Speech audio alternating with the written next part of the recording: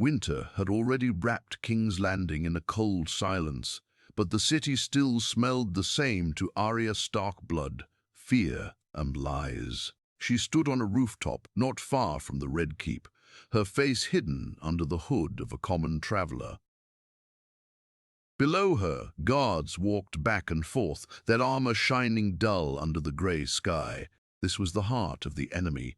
This was where Cersei Lannister sat on the Iron Throne, believing herself untouchable. Arya closed her eyes for a moment and breathed slowly. She remembered her father's head on a spike. She remembered her mother and brother lying dead at the Red Wedding. She remembered the long list of names she used to whisper every night before sleep. Many names were already crossed off, some by her hand, some by fate, but one name never faded: Cersei Lannister. Arya did not come as a soldier. She did not come with an army. She came alone, because this revenge was personal. Jon was fighting wars in the north. Sansa was learning how to rule. They all had their paths. Arya's path was darker, quieter, and soaked in shadows. She moved through the streets like she belonged there. No one looked twice at a thin girl carrying a small bag. Fleabottom was alive even in winter. People complained about hunger, about the Queen, about taxes and fear. Arya listened but did not speak. The city hated Cersei more than they feared her. That hatred was useful. At a small inn, Arya sat near the fire and ate bread and soup. She watched, listened, and learned. Soldiers talked when they drank. Servants talked when they felt safe. Arya learned about secret tunnels, hidden doors, and the fear inside the Red Keep. Cersei trusted fewer people every day. That made things harder, but also easier. That night, Arya went to a quiet room upstairs. She locked the door and opened her bag. Inside were faces, carefully kept. Each one carried a memory. She touched them gently, then stopped at one she had prepared for this moment. A servant girl, young, invisible, perfect. Her hands did not shake as she worked. The house of black and white had taught her well. When she finished, Arya Stark was gone. In the mirror stood someone else. The next morning, the servant girl walked into the Red Keep with a group of others. No one questioned her. No one ever did. Arya kept her eyes low and her steps slow. The castle felt heavy, like it was built on pain. Every wall reminded her why she was here. Days passed.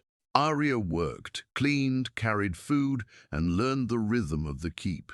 She learned who guarded which halls, who drank too much, and who whispered behind doors. She saw Cersei only once from far away standing, tall, dressed in black, her face hard as stone. Power had not made her strong. It had made her crueler. Arya's chest burned with anger, but she controlled it. Revenge was not about rage. It was about timing. One evening, Arya overheard two guards talking about the Queen's private chambers. Fewer guards, fewer eyes. Cersei trusted her walls and her name. She thought fear was enough. That night, Arya stood alone in a dark corridor, candlelight flickering on stone. Her heart beat steady. This was not like killing Freys or soldiers. This was the woman who broke her family, the woman who smiled while others suffered. Arya stepped forward, deeper into the Red Keep, knowing there was no turning back. When she reached the shadow near Cersei's chambers, she paused, not from fear, but from certainty.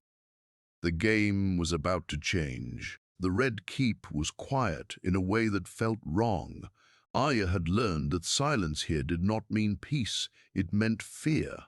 She walked softly, her servant's shoes making almost no sound on the stone floor. The candle in her hand shook a little, not because she was afraid, but because the air itself felt tense, like the castle was holding its breath. Outside Cersei's chambers stood two guards, big men, tired eyes, too confident. Arya kept her head down and slowed her steps. One of them looked at her. "Where are you going?" he asked, his voice rough. "The Queen asked for fresh wine," Arya said softly, her voice low and nervous, just like a servant girl should be. She lifted the jug slightly. The guard laughed. "She always wants wine." He waved her through. Arya walked past them without looking back. Her heart stayed calm. This was the easy part. Getting close was never the problem. Staying alive after was. Inside, the chamber smelled of perfume and burning candles. Golden light reflected off red walls. Power lived here. Arrogance, too. Cersei Lannister stood near a window, staring out at the city like she owned every soul below. Arya stopped a few steps behind her. "Leave it there," Cersei said without turning. "And go." Arya placed the jug on the table but did not leave. She took one slow step forward. Cersei turned, annoyed. "Did you not hear?" She stopped. Something in the girl's eyes felt wrong, too sharp, too aware. "Who are you?" Cersei asked, her voice cold. Arya smiled. Not the servant's shy smile. A real one. A Stark smile. Cersei's eyes widened just a little. "Guards." Arya moved fast. In one motion she grabbed Cersei's arm and pulled her back, a knife pressing gently against her throat. Not cutting. Yet. "No," Arya whispered. "They won't hear you." Cersei froze. She had faced armies, dragons. But this was different. This was close. Personal. "Do you know who I am?" Cersei asked, trying to sound strong. Arya leaned closer. "I know exactly who you are.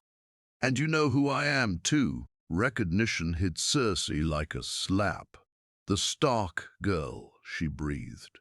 "The little wolf." Arya's grip tightened. "You took my father from me. You smiled when he died. That was politics," Cersei said quickly. "The game. Everyone plays." Arya laughed softly, a sound with no joy in it. "I was a child. I didn't know the game. But I learned." She dragged Cersei toward a chair and forced her down. The knife never left her throat. "You should have killed me when you had the chance," Arya said. Cersei's mind raced. She was many things, but not stupid. "If you kill me," she said slowly, "you won't leave this castle alive." "Maybe," Arya said, "but that's not what scares me." "What do you want?" Cersei asked. Arya's eyes burned. "Justice." Cersei laughed bitterly. "There is no justice in this world, only power." Arya leaned in close so Cersei could feel her breath. "Then tonight I have the power." But Arya did not strike. Not yet. Instead, she stepped back, still holding the knife. "Stand up." Cersei obeyed, confused. Arya reached into her bag and pulled out a small, face-soft, pale, familiar. Cersei's blood turned cold. What is that?" Arya's voice was calm, almost gentle. "I want you to understand something before you die." She lifted the face. "You didn't just kill my family. You created me." Cersei took a step back, terror finally breaking through her pride. Outside the room, footsteps echoed in the hall. Time was running out. Arya placed the face against her own skin, and the servant girl disappeared. Cersei stumbled backward as Arya's face began to change. Skin shifted, eyes reshaped, and within moments the girl standing before her was no longer a servant, no longer Arya Stark. She was someone Cersei knew very well, too well. "You," Cersei whispered, her voice breaking. "That face, that's Marjorie Tyrell," Arya said, now wearing the dead queen's face perfectly. Even the soft smile was the same. "You hated her, you feared her, and you killed her." Cersei's legs felt weak. "That's not possible." She burned. Everyone burned. Not everyone, Arya replied quietly. Some of us survived long enough to learn. Cersei backed away until she hit the table. Her pride was gone now. This was fear in its purest form. "What are you?" she asked. Arya tilted her head. "A girl who remembers." The footsteps outside grew louder, voices, guards changing shifts. Arya turned her head slightly, listening. "You don't have much time," she said. "So listen carefully." She walked closer, slow and controlled. "You spent your whole life believing you were smarter than everyone else, that you always won." Cersei swallowed. "If you kill me, the city will fall. Millions will suffer." Arya's eyes hardened.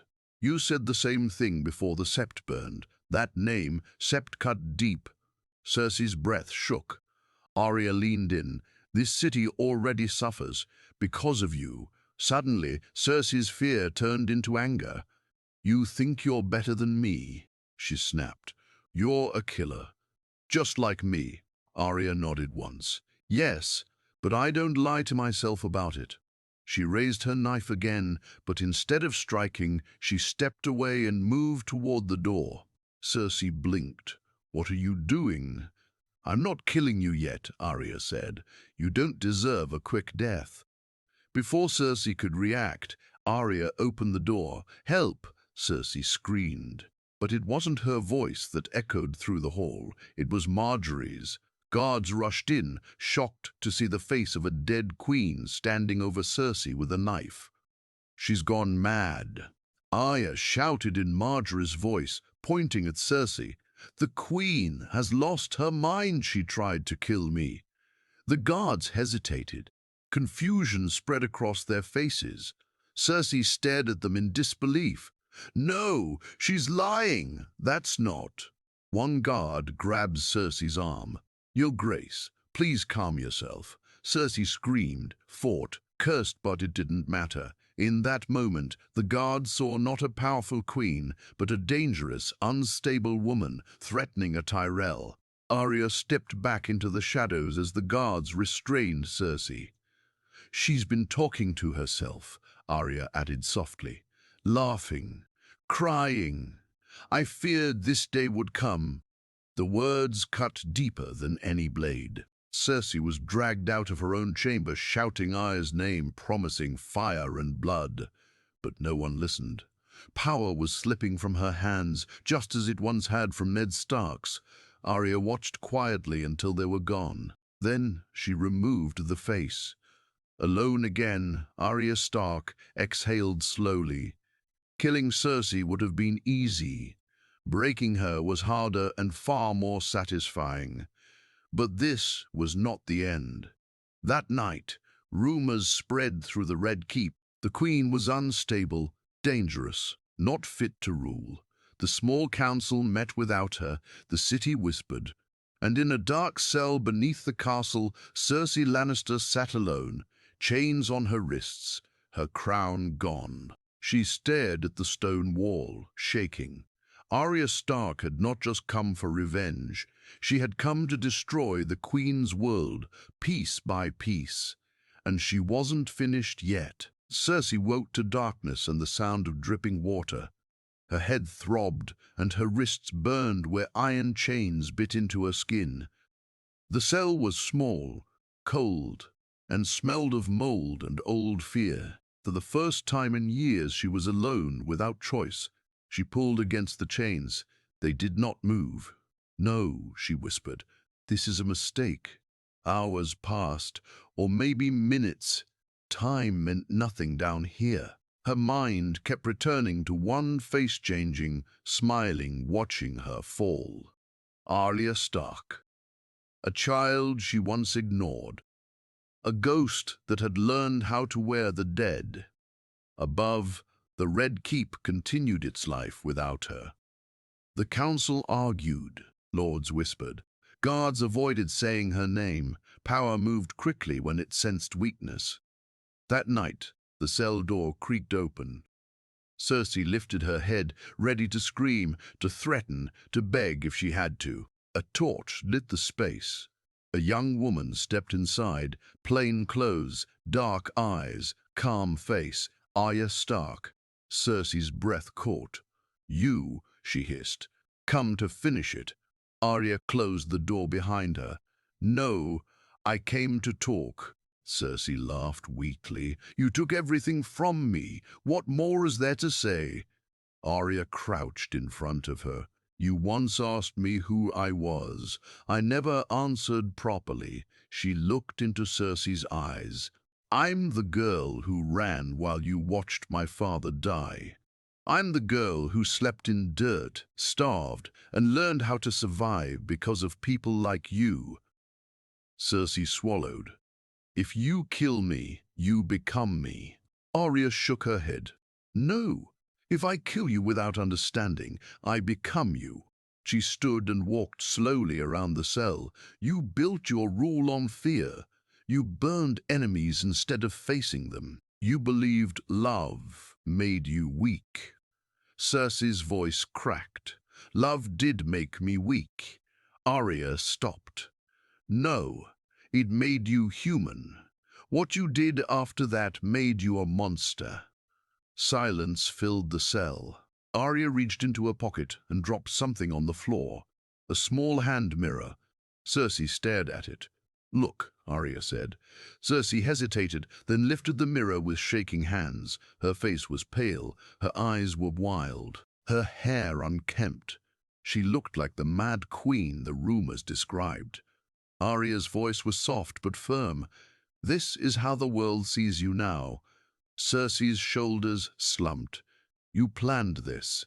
"Yes," Arya said. "I wanted you alive when you lost everything. Just like my father."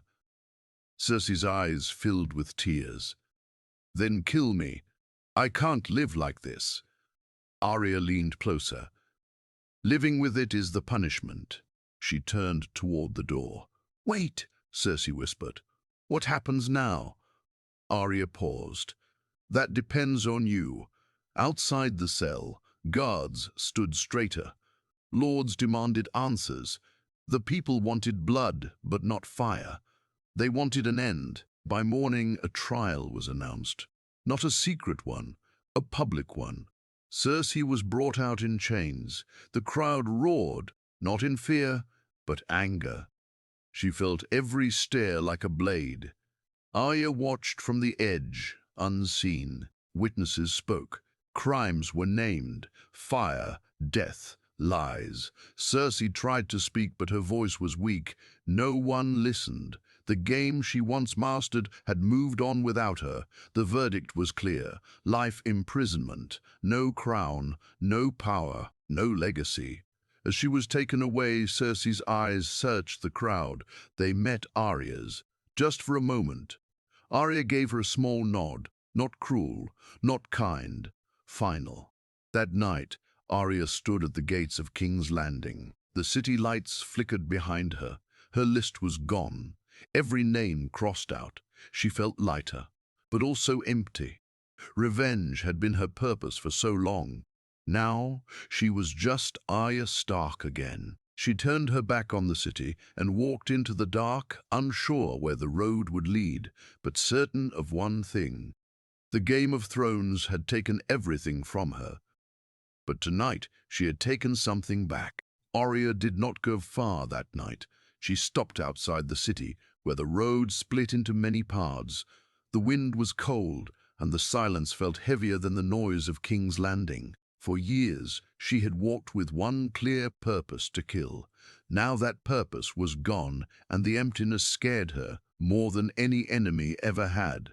She sat beside a dying fire left by travelers and stared into the flames. Faces came to her mind without calling them. Ned Stark, Robb, Catelyn, even Sandor Clegane. They were all part of her road. But now the road was unclear. By dawn, the sound of horses reached her ears. Arya's hand moved to her knife by instinct. She melted into the shadows, watching. A small group rode toward the city, northern banners. Her heart tightened. She stepped closer and saw him. Jon Snow. He looked older, tired. The weight of command sat heavy on his shoulders. With him were a few trusted men. He stopped near the gates, speaking quietly to a guard. Arya froze. She had imagined this moment many times, running to him, calling his name.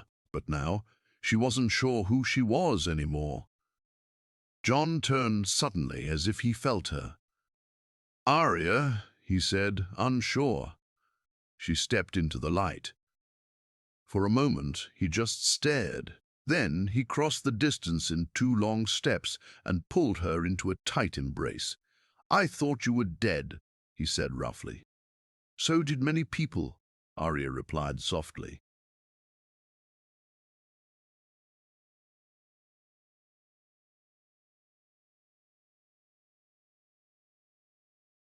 They sat together away from the road. Jon listened as Arya told him everything without details, without blood, just the truth. Cersei was alive but broken. The city was changing. Jon's face was hard. "You could have been killed." Arya shrugged. "So could you. We always are." He studied her. "You're not the same." "Neither are you," she said.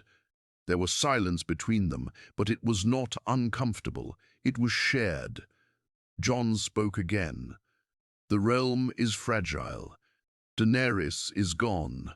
The throne is empty. Lords will fight." Arya looked back toward the city. "Let them. I'm done fighting for crowns." Jon nodded slowly.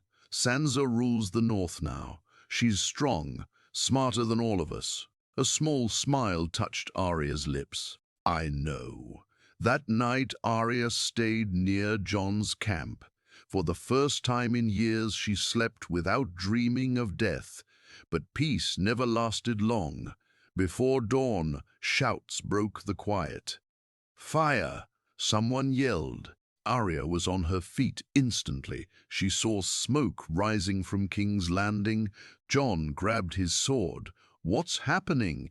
Arya's stomach dropped. "Someone doesn't accept the verdict." They rode back fast.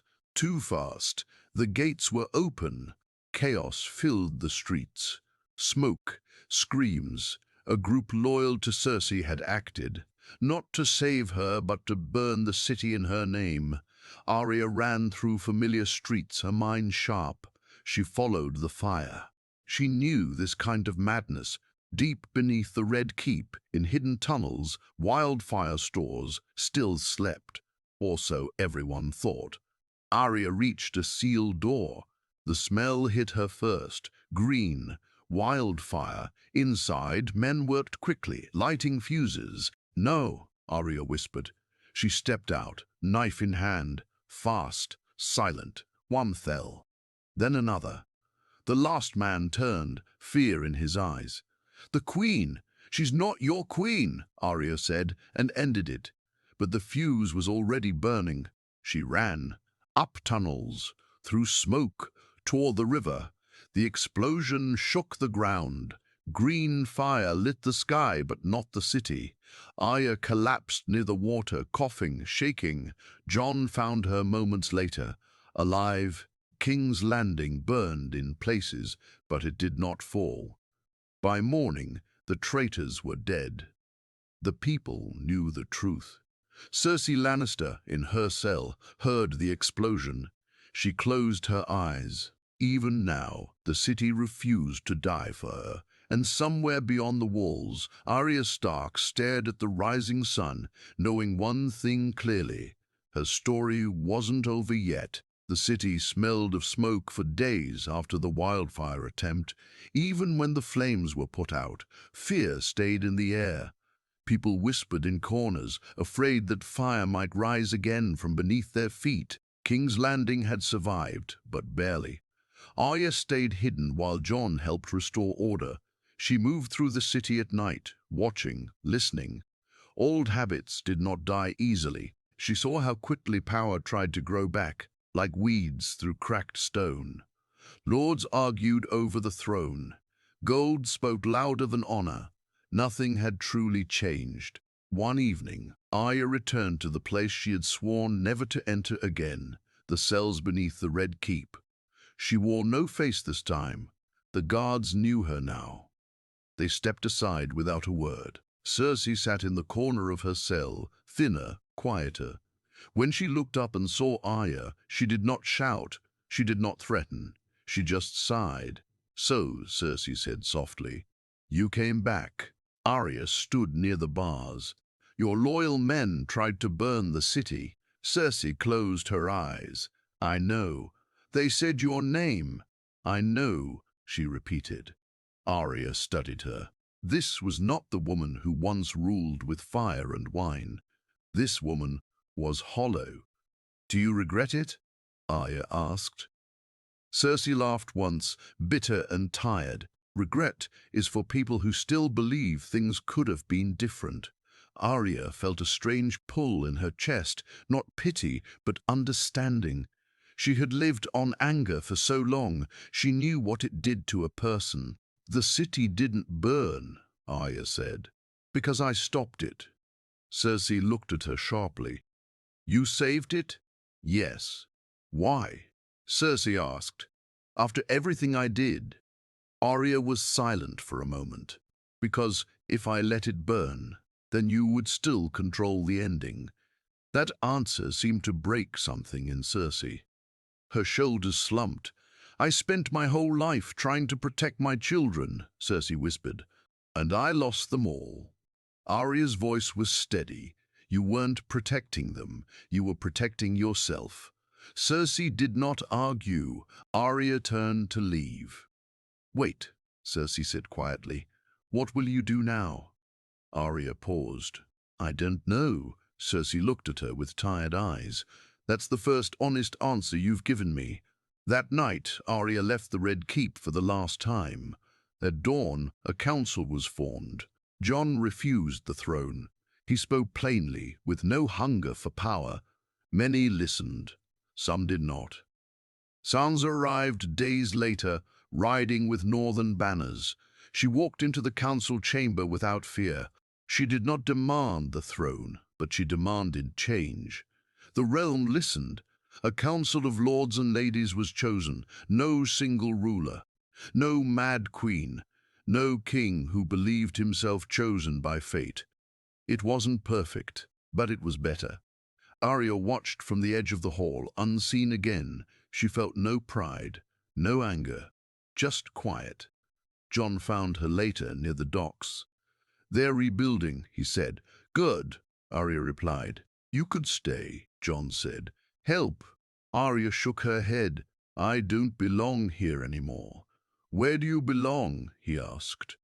She looked west, where the sea met the sky. "I don't know, but I want to find out without a list in my head." Jon smiled sadly. "You're still my sister." She smiled back. "Always." They hugged one last time. That evening, Arya stood on a small ship. No banners, no name painted on the side. As the city faded behind her, she thought of everything she had been: a girl, a killer, a shadow. Now she was something else, someone free. The waves carried her forward toward lands no one had mapped, stories no one had written, and for the first time since she was a child, Arya Stark felt curious about tomorrow instead of angry at yesterday. The sea was not kind. For days the waves tossed Arya's small ship like a toy. Cold water soaked her clothes, and the wind cut through her bones. More than once she wondered if this was how her story would end. Not by a blade or fire, but swallowed by the endless blue. She welcomed the thought more than she expected. Out here, there were no names whispered in the dark. No thrones, no gods watching, just the sea and her own breath. On the fifth night, a storm broke the mast. The ship screamed as wood cracked. Arya fought the ropes with numb hands, but the ocean did not care how many lives she had taken or saved. A wave smashed her against the deck, and the world went black. When she woke, the sun burned her eyes. She lay on wet sand, coughing salt and pain. Every part of her body hurt, but she was alive. Again. Arya pushed herself up and looked around. The land was strange. Tall trees with wide leaves. Dark soil. No signs of villages or roads. The air felt heavier, warmer. Birds cried from the forest, their calls sharp and unfamiliar. "So this is west," she muttered. She gathered what little survived from the wreck and walked inland. Hunger came quickly. Thirst even faster. Survival mode took over, the same way it had when she was a child running from death. She found fresh water by following birds. She trapped small animals. She built a fire. At night she dreamed, not of her list, not of blood. She dreamed of Winterfell, of running through the yard with Jon, of laughing, waking up hurt more than any wound. On the third day, she found signs of people, footprints, fresh. Arya followed them carefully, every sense awake. She reached a clearing and stopped. They were not like anyone she had seen before. Dark-skinned men and women, dressed in woven cloth and leather, moving with quiet strength. They carried spears but did not look cruel. Children ran freely among them. Arya stayed hidden, until a child saw her. The boy pointed, shouted, spears lifted. Arya stepped into the open slowly, hands raised. "I'm not your enemy," she said, in plain, calm words. They did not understand her language, but they understood fear and choice. An older woman stepped forward. Her eyes were sharp, her posture proud. She studied Arya the way a hunter studies a wounded animal. Arya lowered herself to one knee, not in weakness, but respect. The woman spoke. The tone was firm, questioning. Arya tapped her chest. Arya. The woman tapped hers. Karla. That was how it began. They did not trust her. Not at first. But they watched. Arya helped hunt. She shared food. She kept her knife hidden unless needed. Days turned into weeks. Arya learned their ways without fully understanding their words. They lived without kings, without crowns. Decisions were made together. Strength was respected, but so was mercy. One night, the tribe was attacked, not by monsters, by men, strangers from the sea, armed, hungry for land and power. Arya recognized the look in their eyes immediately. Conquerors. She moved without thinking. She warned the tribe. She fought alongside them, not as a shadow, but openly. Her blade was fast, precise, deadly. When it was over, bodies lay in the dirt. The tribe stared at her differently now. Kala approached, blood on her hands. She touched Arya's shoulder and spoke one word slowly. War. Arya understood. That night, Arya sat alone by the fire. Her hands shook. She had crossed the world to escape violence, and it had followed her. Karla sat beside her. She pointed to Arya's chest, then to her own. Same. Arya swallowed hard. "I don't want to be a weapon anymore," she said quietly, even though Karla couldn't understand. But maybe she did, because Karla pointed to the children sleeping nearby. Then to the horizon. Protect, not destroy. For the first time, Arya saw a different kind of fight. Not for revenge, not for power, for people. As the fire burned low, Arya Stark realized something important. No matter how far she ran, who she was would always matter. But maybe, just maybe, she could choose what that meant. The attack changed everything. The tribe no longer watched Arya with doubt. They watched her with respect and a little fear. She felt it when they stepped aside for her, when children stared too long at the knife on her belt. It was a feeling she knew well, the same one people in Westeros had felt when they learned her name. Arya did not like it.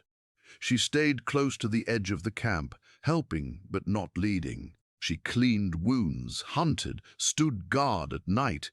Kala noticed. She always noticed. One evening, Kala called the tribe together.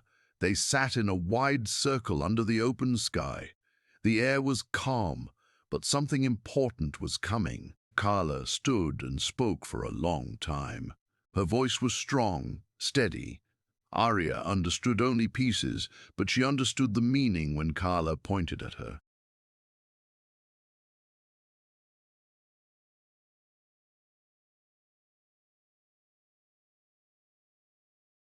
The people looked at Arya. Kala walked to her and held out a carved wooden token. It showed waves, trees, and a single wolf carved at the center. Arya's breath caught. Kala placed the token in Arya's hand. "You stay," Kala said in broken common tongue. Arya stared at the token. Stay, not command, not rule, belong. She felt something crack inside her. Slowly, carefully, Arya nodded. That night, she sat alone by the shore, holding the token. The sea was calm, endless. Westeros felt like another life now, another girl. She thought of Cersei, alone in her cell, forgotten. She felt no anger, no satisfaction, just distance. She thought of Jon and Sansa, of Winterfell, of snow. She whispered into the wind, "I'm not lost. I'm just somewhere new." Years passed. The tribe grew stronger. They learned to defend without conquering. Arya trained them not to kill, but to survive, to move quietly, to watch, to protect their own. She became something like a legend, not a queen, not a god, a guardian. Sometimes ships came from far lands. Sometimes men spoke of kingdoms rising and falling across the sea. Arya listened, but none of it pulled her back. The Game of Thrones no longer had power over her. One winter evening, though, winter here was gentle, Arya dreamed again of Winterfell. This time, she didn't wake in pain. In the dream, her family stood whole, smiling, proud. When she woke, the ache in her chest was softer. She walked to the fire, where Kala sat with the children. Kala looked up and smiled. Arya sat beside her. For the first time in her life, Arya Stark did not feel like she was running. She had crossed the world chasing revenge and found something else instead. A place where names did not demand blood. A place where a wolf could rest. Far away, Westeros would remember Arya Stark as a shadow, a whisper, a story told in fear. But here, she was simply Arya, and that was enough.